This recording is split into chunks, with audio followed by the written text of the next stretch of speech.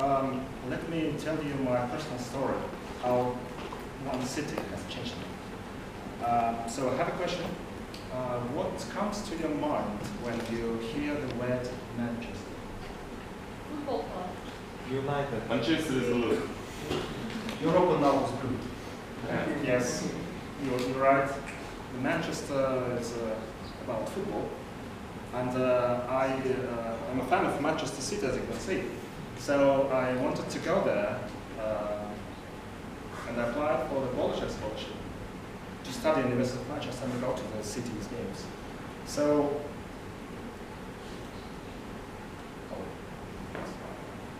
yes, here is the two clubs here for this, as you mentioned. Yes, before my studies, I felt the pressure internally. My IELTS score was 7.5, but for me, it was not proof of good English. And if you know techniques, you can outscore the test. And I felt, although I had a good command of English, I was anxious in terms of if I can study effectively and get my academic degree. And to get the Polish scholarship, my family put on a pledge the flat, the only flat my family was living in. And I always kept in my mind that I should study well and to get a master's. Otherwise, the government will take the flat and my family will live on the street. And I traveled to Manchester with my fellow Polish scholars. We had a delayed flight, issues on the border, and no one met us on the airport. I was kind of frustrated. So, firstly, I didn't like Manchester at all. So, as you can see on the map, it's the northwest, quite chilly, and the rain almost every day. And to be honest, the food, English food is terrible. So I was kind of homesick. And I decided, in a couple of days, I decided to dive in the local environment and develop my English. So I became the member of International Society of the university that organized trips throughout the UK in the weekends. So as you can see, that's from Edinburgh and Scottish Kilt, and this one is from Redcliffe Chamber in Oxford. And here's the Robin Hood in Nottingham. So, and also I felt the breeze of the freedom, so that people can go to the rallies and express their views. And to develop my language skills, I decided to speak only English temporarily. So the whole month of October, I didn't use a single word in Russian or Kazakh. Speaking with fellows, even with my relatives when I was coming back home. And that was a stress for me. That was stress for me. Before, I had a distinct Kazakhstani accent, saying how Manchester.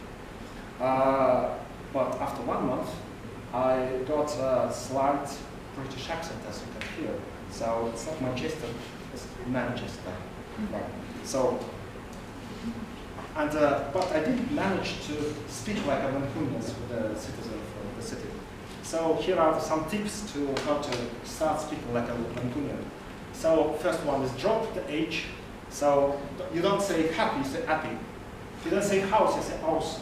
How, and hearty, hearty. So then pronounce TH with the as F, not with, like with. Weather, weather. Thank you, thank you. Tooth, tooth. Pronounce R, U. Hour, you don't say hour, say ua. Money, money, money. Umbrella, umbrella. And then they drop the word, just drop they drop some letters. Yeah, so thank you. And they say matter, they say ma. They say water, they say war. And they don't say city, they see them. So That's just a lot of some expressions. And one of the things that I learned is like, hiya, you're right. That means hiya, you're right. And then I learned that the Manchester is not just about football, bad rain and bad food. It's also about the another big things. So former British Prime Minister Benjamin Disraeli told that what Manchester does today, the world does tomorrow. So here's an example. In the first ever railway was built from Manchester to Liverpool in 1830. In 1907, Ernest Rutherford he invented the atomic sphere or the ядро of electrons. It was in Manchester as well. And then even women's rights movement started in Manchester with the suffragist movement. The first ever computer was built in Manchester as well in 1947. So it was 32-bit machine. And finally, in 2010, two scientists from Russia invented graphene and got a Nobel Prize in physics. So there is a joke that on the sixth day, the God created not man, but Manchester. So I like the Manchester. I didn't like it before, but I like it eventually. So and this city has changed me. And this is interesting city, interesting people, interesting city. And myself, I have a dream to become president of Manchester City. And I think I'm on my way. So I'll appreciate if you wish me good luck.